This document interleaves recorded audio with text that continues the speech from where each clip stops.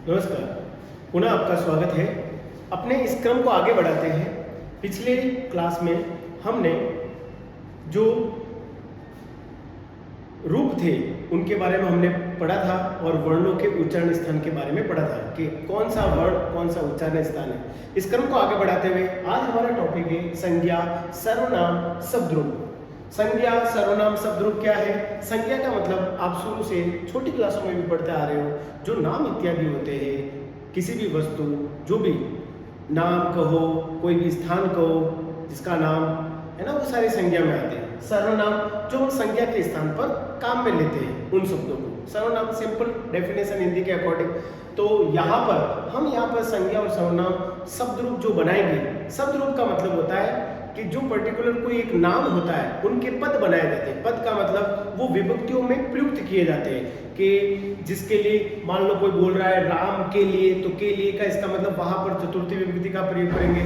कोई बोलेगा राम का, तो वह का विभक्ति के रूप में, कारक के रूप में प्रयोग करेंगे, षष्ठी विभक्ति। तो ऐसे जो रूप के पद बनाए जाते हैं उनको ही हम शब्द रूप इत्यादि नाम देते हैं। तो अगली नेक्स्ट स्लाइड की तरफ बढ़ते हैं अपन। यहाँ पर कुछ परिभाषा और भेद दे रखे हैं संज्ञा और सर्वनाम के बारे में। अच्छे से इसको पूछ करके आराम से देखिए।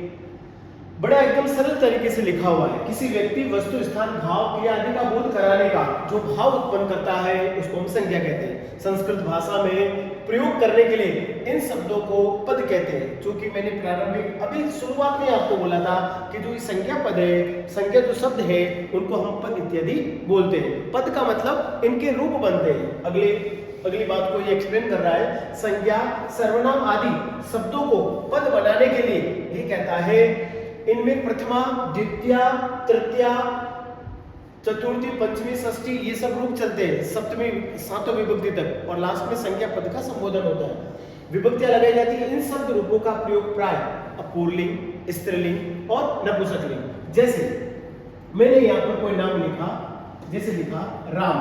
क्या लिखा? राम। अकारान पुल्लिंग। अब राम की जगह ये पुल्लिंग हो गया। अब मैंने बोला लता, तो ये हो गया आकारांत स्त्रीलिंग। तो इसलिए पुल्लिंग, स्त्रीलिंग, नपुंसकलिंग। फिर आकारांत, जैसे मान लो मैंने बोला फल, तो फल भी एज ए न्यूट्रल जेंडर बोले तो नपुंसकलिंग का रूप है। तो यहाँ पर ये अलग अलग रूपों में बनाए जाते हैं। तथा एक वचन, द्विवचन, बहुवचन, इसकी श्रृंखला हम पहले भी बता चुके हैं। एक वचन का मतलब एक, द्विवचन का मतलब दो, बहुवचन का मतलब दो से अधिक। इनके रूप चलते हैं।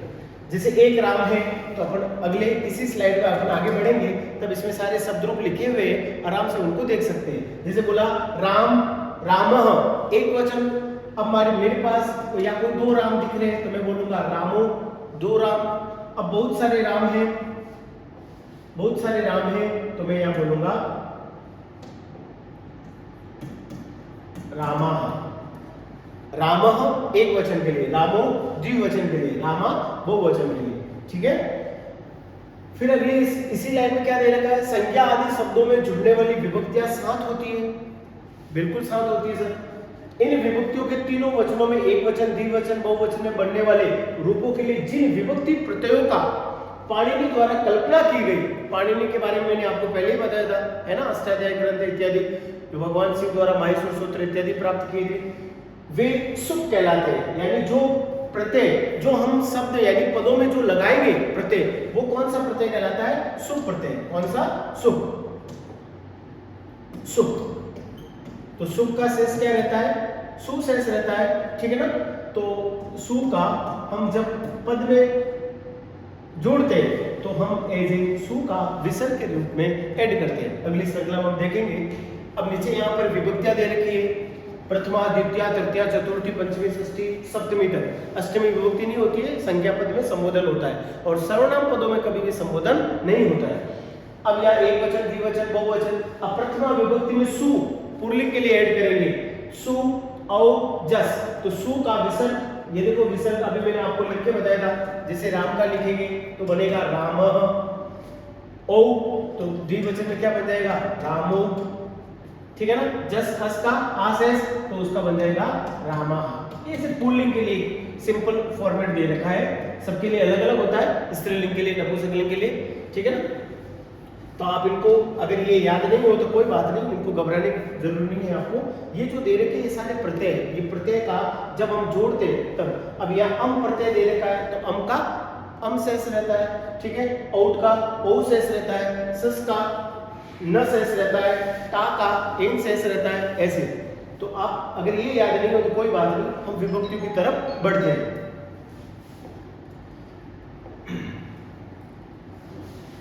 अब आगे ये प्रत्यय शब्दों के साथ जुड़कर अनेक शब्द रूप बनाते हैं। अब ये अलग अलग प्रत्यय जुड़ते हैं शब्दों के साथ तो वो पद बन करके एक आपका पर्टिकुलर उस विभक्ति के लिए प्रयुक्त किया जाता है। इन विभक्तियों के अतिरिक्त संबोधन में प्राय प्रथमा विभक्ति होती है। संबोधन का जो रूप होता है ऐसे प्रथमा विभक्ति माना जाता है, इसलिए संबोधन का रूप प्रथमा के जैसा होता है। कुछ शब्दों के संबोधन में कुछ अंतर पाया जाता है, अतः संबोधन का शब्द रूप अलग कर दिया गया है।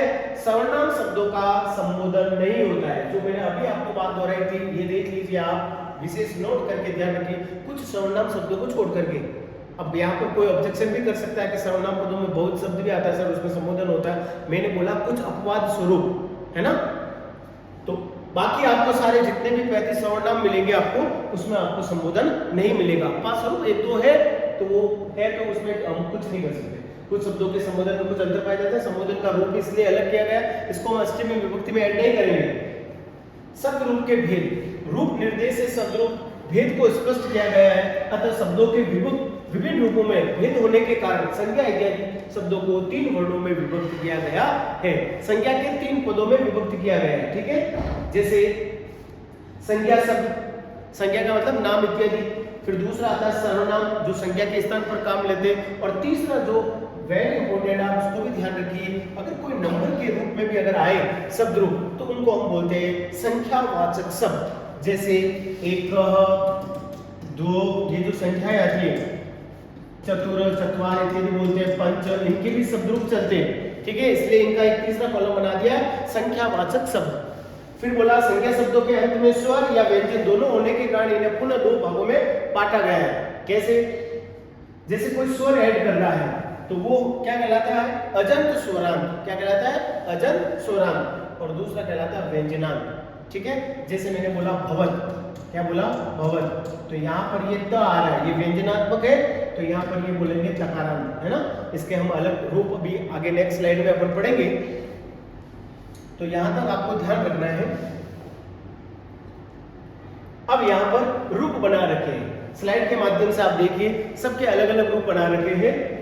पहला दे रखा है एकारांत पुल्लिंग, थोड़ा क्रम ऊपर नीचे हो गया, अकारांत लाना था मेरे को, अकारांत फिर अकारांत एकारांत, तो स्लाइड ऐसे अपलोड कर दी गई पहले के अकॉर्डिंग, ठीक है। बड़ी सुंदर स्लाइड बनाई गई है। देखिए आप यहाँ पर दे रखा एकारांत पुल्लिंग। एकारांत का मतलब यहाँ पर आप समझने की कोशिश कीजिए, एकारांत का मतलब ई का यहाँ पर आपको दे रखा है,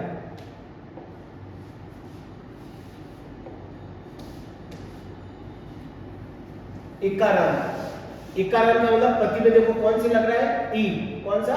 ई वाला। इकारांत पुल्लिंग मुनि शब्द, यानी ये बना वैसा ये बना हुआ, ठीक है। याद करने का क्रम, इनको कोई रटने की इत्यादि जरूरत नहीं है। अब कुछ बच्चे कहते हैं सर हम हॉरिजॉन्टल वर्टिकल कैसे याद करें? जैसा आपको अच्छा लगे, जैसा आप उसको याद कर सके, और याद तो करना ही पड़ता है क्योंकि ये हर टॉपिक का एक मेन पार्ट माना जाता है। जिनको शब्द रूप याद होते हैं तो उनका ट्रांसलेट भी बड़ा इजी करना हो जाता है, तो उनके लिए संस्कृत और सरल बन जाती है। अगली स्लाइड की तरफ बढ़ते हैं। हाँ, यहां से अपना ये शुरू होने वाला था अकारांत, कोई बात नहीं, ऊपर नीचे फर्स्ट सेकंड एक ही बात है। अकारांत पुल्लिंग, अकारांत पुल्लिंग। अकारांत क्यों बोलते हैं? क्योंकि अ की ध्वनि निकल रही है। क्या निकल रही है? अ की ध्वनि निकल रही है, समझ रहे हो आप? जैसे देखो पालक अ, इसलिए बोल गया अकारांत। अब यह अकारांत फल सब, अब फल नपुंसकलिंग, इसलिए ये तो हो गया पुल्लिंग और ये हो गया नपुंसकलिंग। नपुंसकलिंग में आप ज्यादातर देखोगे पुल्लिंग के ही फॉर्मेट चलेंगे, सिर्फ प्रथमा और द्वितीया को छोड़ करके। आप नोटिस कीजिए इन दोनों में प्रथमा और द्वितीया, इन दो को परिवर्तन ये दो ही परिवर्तन है नपुंसकलिंग में, बाकी तृतीया से सप्तमी तक संबोधन तक आपको एज इट इज मिलेंगे। जैसे बालक में बालकेन आ रहा है, या देखो फलेन आ रहा है, बालकाभ्याम फलाभ्याम, बालके फले, फलाय फलाभ्याम फलेभ्य, बालकाय बालकाभ्याम बालकेभ्य, ठीक है। फिर पंचमी में देखो बालकात बालकाभ्याम बालकेभ्य, फल में देखो फलात फलाभ्याम फलेभ्य, षष्ठी चलिए बालकस्य बालकयो बालकानाम, अब फल में चलिए फलस्य फलयो फलानाम, फिर वहां चलिए बालक शब्द में बाले बालयो बालेसु, तो फल में चले फले फलयो फलेसु। तो इसका मतलब प्रथमा और द्वितीय दोनों चेंज है, और प्रथमा द्वितीय में भी कॉमन क्या है, दोनों एक जैसे, फलम फले फलानी फलम फले फलानी। आपको जितने भी नपुंसकलिंग अकारांत में मिलेंगे उसका फॉर्मेट यही बनेगा। नेक्स्ट स्लाइड में चलिए, याद तो आपको करना पड़ेगा, कैसे भी आप याद कीजिए, एक क्रम में याद कीजिए, फलम फलम फलेन फलाय फलात फलात फलस्य फले है फलम फले फले फले, ऐसे भी याद कर सकते हैं आप उनको, इस ऐसे हॉरिजॉन्टल में भी याद कर सकते हैं। आपको जैसा याद रहे वैसा याद कीजिए, आराम से देखिए, और इसको आप स्क्रीनशॉट लेकर के अकेले मतलब आराम से पोज करके इनको आप अपनी नोटबुक में उतार सकते हैं। अगले क्रम की तरफ बढ़ते हैं। बहुत सारी स्लाइड है इसमें, 10-15 आपको स्लाइड मिलेंगे। मोस्ट ऑफ जितने भी प्राइमरी सेक्शन में 6, 7, 8 क्लास, मैं तो कहता हूँ 10th क्लास तक आपको अगर ये सब ग्रुप याद हो गए, 10-15 जितने दे रखे इसमें, तो आपके लिए काम बड़ा आसान हो जाएगा आगे के टॉपिक के लिए। अब अगला चलते हैं आकारांत स्त्रीलिंग। आकारांत क्यों बोला गया? अब लता देखो उच्चारण में क्या आ रहा है, लता, लता में उच्चारण में देखो क्या आ रहा है, आ, क्या आ रहा है, आ, इसलिए इसको बोलते हैं आकारांत। अब चूंकि स्त्री वाचक शब्द है इसलिए आकारांत। इधर क्या दे रखा, इकारांत पुल्लिंग भूपति शब्द, भूपति इकारांत पुल्लिंग, जो कि मुनि की तरह, जो पहली स्लाइड में था उसकी तरह बना हुआ है, ठीक है ना। जैसे मुनि था, मुनि मुनि मुनय, तो भूपति भूपति भूपतय, लता शब्द की तरह लता लते लता, यह आकारांत स्त्रीलिंग का रूप हो गया। ऐसे आप सिलेक्ट करके आराम से देख सकते हैं, इनको उतार भी सकते हैं, ठीक है। आराम से देखिए और इनको लिखने का अभ्यास कीजिए, जितना ज्यादा हो सके आप लिख करके याद करोगे, आपके लिए काम उतना ही आसान रहेगा। और आप ज्यादातर देखना जितने भी शब्द रूप है आपको सब में कुछ ना कुछ कॉमन मिलता रहेगा, कुछ एक शब्दों को छोड़ करके। तो कुछ शब्द आप विशेष रूप से याद करो या सर्कल कर दो आप उसको कि मुझे यहाँ पर ये शब्द आया आकारांत या इकारांत में, मुझे स्पेशली इसमें ये याद करना। बाकी आप देखोगे सारे शब्द रूप एक दूसरे से मैच करेंगे। अगला हम अपनी स्लाइड की तरफ बढ़े, अगला है इकारांत स्त्रीलिंग। अब यहाँ पर ई बड़ा दे रखा है तो नदी शब्द दे रखा है, डिफरेंस है तो उसमें लता शब्द में आपको कोई ज्यादा विशेष डिफरेंस नहीं मिलेगा, हल्का हल्का मिलेगा। जैसे मैं आपको बता दूं,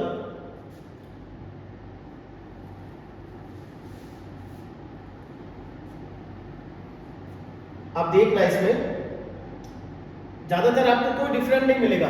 लताए लताए नदी लताए, वापस चलते इसकी तरफ, आप देखना नद्याम लतायाम एक जैसे मैच कर रहे हैं। इधर चलते हैं भानु, ये आ गया उकारांत पुल्लिंग। उकारांत, ऊ का ध्वनि क्यों निकल रही है? क्योंकि यहाँ पर इस पहले वाले शब्द में ऊ का स्वर निकल रहा है, भानु ऊ निकल रहा है, ये हो गया उकारांत पुल्लिंग। बड़ा आराम से देखिए और समझने का प्रयास कीजिए, याद कर लो एक एक दो दो, जिनके जैसे इकारांत में अभी 3 आ गए थे, पति आ गया था, मुनि आ गया था और एक मति वाला आ गया था, तो आप उसको थोड़ा चेंज करके आप ऐसा कर सकते हैं एक ही उतार लें तो एक जैसे उसकी तरफ फॉर्मेट बनेगी। अगला देखिए 5वीं स्लाइड की तरफ बढ़ते हैं। अगला देखा उकारांत स्त्रीलिंग धनु शब्द, वो वाला सेम आ गया। उकारांत या पुल्लिंग मधु शब्द सेम आ गया, ठीक है ना, नपुंसकलिंग मधु शब्द है ना। अगला देखिए, अब ये इकारांत, इकारांत का मतलब री की मात्रा आ रही है ना, री की मात्रा आ रही है। जैसे ये पहला पिता दे रखा है तो मूल शब्द इसका क्या है, पितृ, क्या है, पितृ, पितृ ऋकारांत। अब यहाँ पर है मातृ, ये देखो मातृ, तो ये हो गया ऋकारांत स्त्रीलिंग मातृ शब्द, ठीक है। इनको भी आप आराम से कीजिए, दोनों में डिफरेंस देखो सिर्फ एक हल्का सा आपको मिलेगा, एक याद किया तो स्त्रीलिंग भी याद हो जाएगा। सर कहाँ डिफरेंस है, यहाँ दे रखा है पितृण और यहाँ दे रखा है मातृ, बस। बाकी आप देखोगे सेम एज इट इज मिलेगा आपको। उठा के एक एग्जांपल के रूप में अपन देख सकते हैं, जैसे षष्ठी विभक्ति देखो, पितु पितृ पितृणाम, तो षष्ठी विभक्ति एज इट इज देखो, माता शब्द की देखो, मातु मात्रो मातृणाम, हो गया।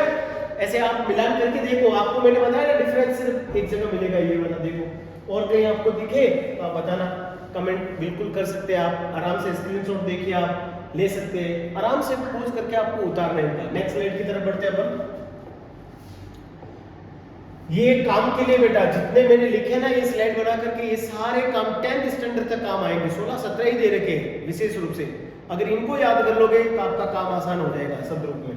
अगला दे रखा नकारांत पुल्लिंग। नकारांत का मतलब अब यहाँ पर देखो न का उच्चारण आ रहा है, क्या आ रहा है? राजन दे रखा है, राजन राजन, तो ये न आ रहा है इसलिए नकारांत। मैंने आपको एक एग्जांपल स्टडी में बताया था भवत तकारांत, ठीक है ना, उसके भी तीनों लिंग बनते हैं, राजना नकारांत। फिर यहाँ पर दे रखा है भवत शब्द, ये देखो भवत शब्द आ गया तकारांत, क्या बोलेंगे? ये प्रत्यय का रूप दे रखा है यहाँ पर, तकारांत पुल्लिंग बोलेंगे इसको, तकारांत पुल्लिंग। तो तकारांत पुल्लिंग में भवत शब्द का रूप बनता है भवान, भवंतो, भवंत।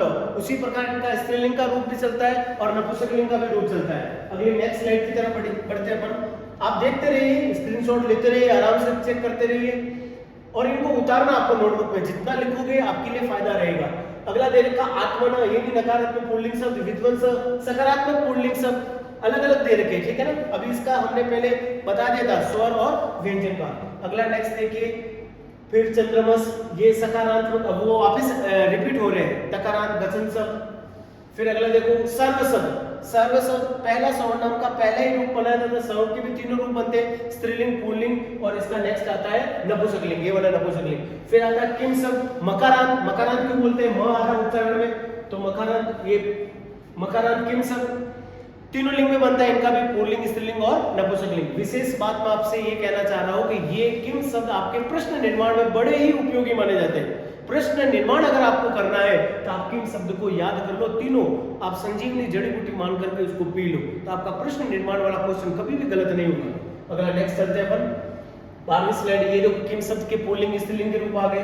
13वीं स्लाइड की तरफ मकारांत, इदम शब्द दे रखा है, यह के लिए हम यूज करते हैं, ठीक है ना। इदम शब्द ये भी तीनों लिंग में दे रखा है। यहाँ पर दकारांत, दकारांत का मतलब द आ रहा है, देखो एतत् शब्द ये भी यह के लिए यूज करता है, ये भी तीनों लिंग में चलते हैं। आराम से देखिए, थोड़ा रुक करके आराम से इनको उतार सकते हैं आप। फिर अगला आता है युष्म शब्द और अस्म शब्द। अस्म शब्द उत्तम पुरुष, युष्म शब्द मध्यम पुरुष, second person and first person. Thank you. ये अपनी जितनी स्लाइड थी आप इनको चेक कीजिए। धन्यवाद।